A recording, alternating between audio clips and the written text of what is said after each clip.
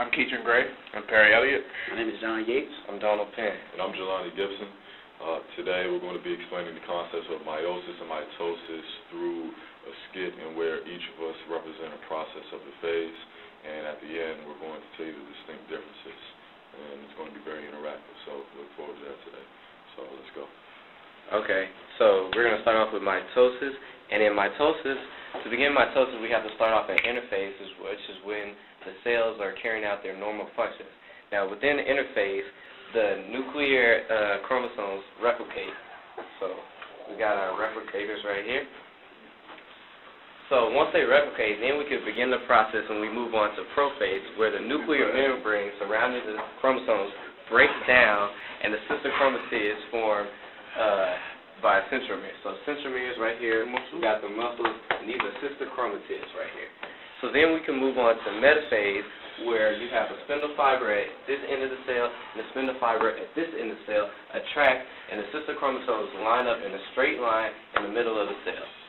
So once they line up in a straight line, then we move on to anaphase, where the pairs are further attracted by the spindle fibers to each ends of the cell. So they break up and they move to each end of the cell.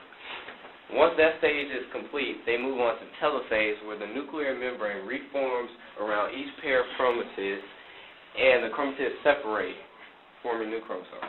All right.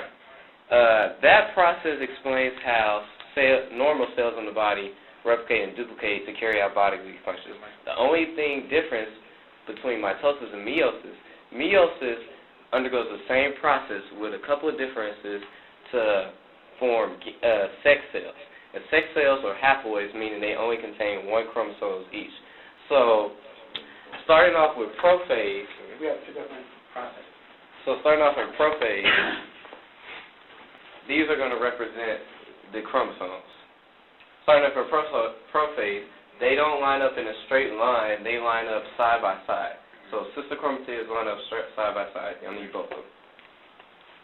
So, when they're lined up side by side like this, oftentimes what happens is they exchange genetic material. So before in mitosis, they didn't exchange genetic material.